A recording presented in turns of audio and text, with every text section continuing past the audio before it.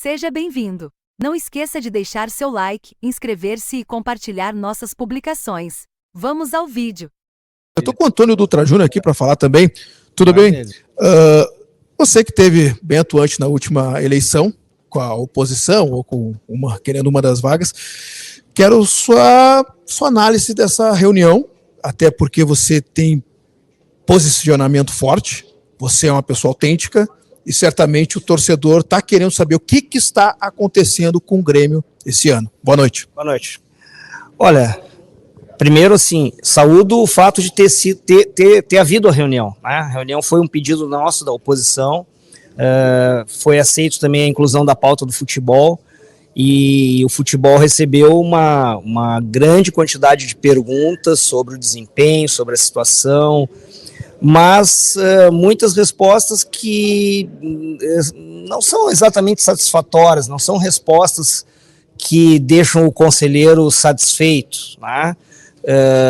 E são muitas evasivas, né? Embora a gente saiba, por já ter estado do outro lado, né, que são coisas meio difíceis de se expor abertamente numa reunião, né?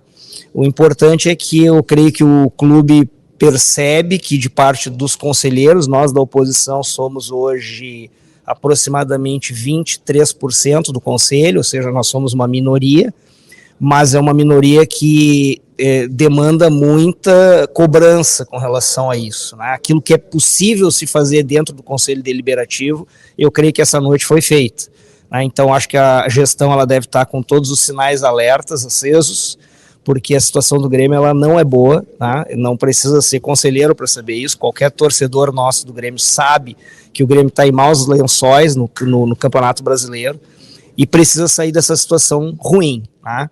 Então, eu espero que dessa reunião a gestão consiga entender que existe mais entendimentos de futebol do que somente aqueles que estão hoje comandando o clube. Pois é, pá, o que mais te incomodou, então, das respostas? Porque você agora respondendo, por vezes respostas mais vazias ali, não tendo uma objetividade, mas o que mais te incomodou nessas respostas? Como eu te disse, sabendo como funciona o futebol, a questão do sigilo, de algumas coisas, mas eu acho que algumas explicações o conselheiro podia receber. Foi perguntado, por exemplo, quais os critérios utilizados nas contratações, tá? É uma pergunta muito simples e objetiva, poderiam ter sido elencados os critérios, não vejo aí nenhuma informação sigilosa ou estratégica, tá? E a resposta foi, os mesmos critérios usados para contratar o JP Galvão foram usados para contratar o Soares. Colocar os dois jogadores na mesma frase. Só para entender, foi uma resposta arrogante ou não? Ou foi tranquila, só que usando os dois jogadores na mesma frase? Não, eu quero crer que não foi arrogante, né, Fabrício? Eu quero crer que foi uma resposta até da convicção de quem respondeu, que foi o caso do nosso vice de futebol, né? Mas a partir daí a gente vê assim que eles estão na defensiva com relação a isso, porque eu creio que essa é uma pergunta que até o torcedor gostaria de saber, e nós, conselheiros, também, né? Existem critérios para as contratações, foi colocado num slide, critérios objetivos para as contratações, renovação de processos, uma série de coisas que foi apresentada pelo Vivian como feitos da gestão, o que eu concordo, provavelmente eles fizeram isso, mas não quiseram abrir os critérios e a resposta não foi satisfatória, né? Claro que a oposição, sim. Desculpa te incomodar, mas pode fazer uma pergunta baseada nessa situação para o Antônio Dutra Júnior, que é a seguinte: faltam 24 horas para a abertura da janela de transferências, 24 horas. Qual é a convicção que eles passaram, os homens do futebol do Grêmio, para o conselho do Grêmio, de que eles têm um planejamento? Porque faltam 24 horas para a abertura da janela e todos os outros já contrataram e o Grêmio não. Não, nesse sentido não foi passado para nós nenhum tipo de fiquem tranquilos ou estamos com bons nomes em vista, não. Foi dito, inclusive, que o futebol está muito inflacionado, os valores estão muito altos, que o salário do Soares, que era muito alto, agora já é praticamente dinheiro de pinga, isso foi dito pelo presidente, e foi apresentado um rol de dificuldades para a contratação.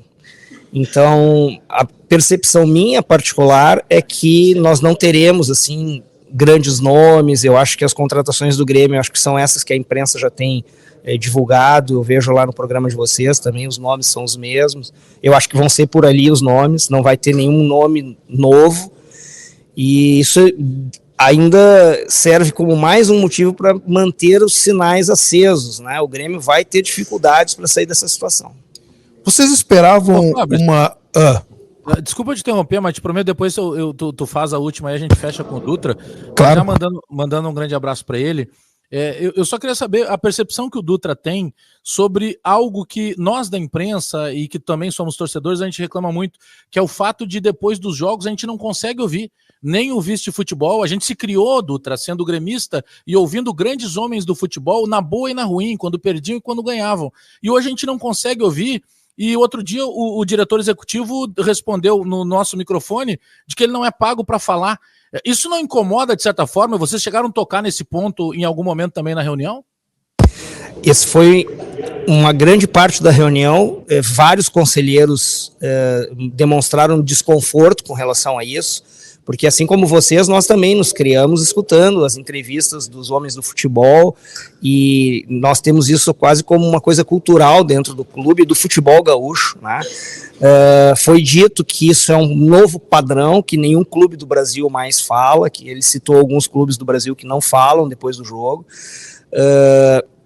e uma das justificativas foi que isso é muito fácil de que haja uma contradição na fala entre o treinador e o dirigente, e depois a imprensa possa usar isso para colocar o dirigente contra o treinador, e até depois foi feita uma colocação por um colega nosso do conselho, porque ele disse que isso aí passaria uma imagem ruim para o torcedor, e se a foto ontem não passou uma imagem pior, né, do que qualquer coisa que teria possibilidade de ter sido falado, né?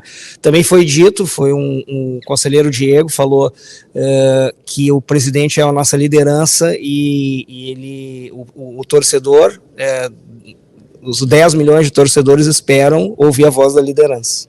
Então isso aí é algo também que está incomodando não só a imprensa, né, porque é o porta-voz do torcedor, mas também os conselheiros. A pergunta que nós estamos falando para todos que estão saindo da sala e do auditório: você sai mais tranquilo ou mais preocupado?